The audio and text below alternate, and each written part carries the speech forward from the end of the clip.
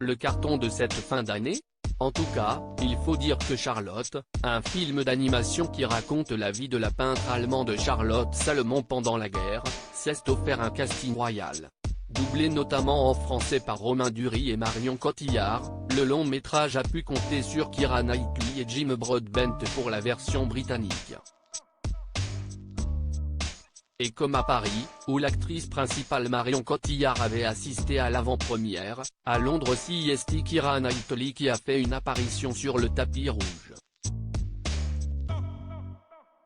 Il faut dire que les deux comédiennes se connaissent bien, et Jerry Chanel, elles ont partagé de nombreux événements.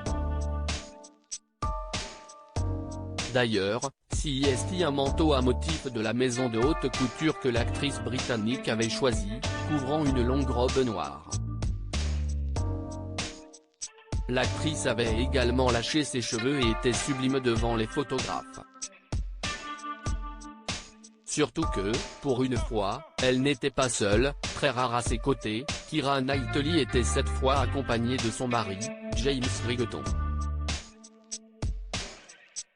En costume juste derrière elle, le musicien était cependant toujours aussi discret, loin de la lumière des projecteurs et des flashs.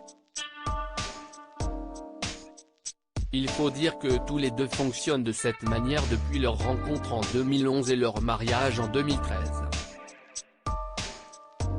Toujours soudés même en cas d'épreuve unis dans le Var, le musicien de l'ancien groupe The Klaxons, séparé en 2014, et l'actrice ont surmonté ensemble tous les obstacles, particulièrement au moment où le quadragénaire a complètement coulé financièrement.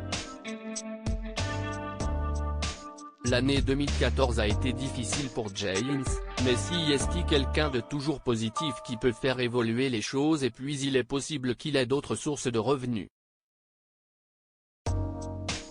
Il travaille sur beaucoup de projets, avait confié l'un de ses amis. Heureusement que l'actrice, apparue dans de gros blockbusters comme Pirates des Caraïbes, possède une fortune estimée à près de 100 millions de dollars. En tout cas, tous les deux semblent aujourd'hui plus heureux que jamais, après leur petite Eddie, née en 2015, une autre fille, Delilah, avait rejoint la famille en 2019. Deux princesses qui ne sont jamais exposées par leurs parents mais qui sont déjà élevées avec de fortes convictions.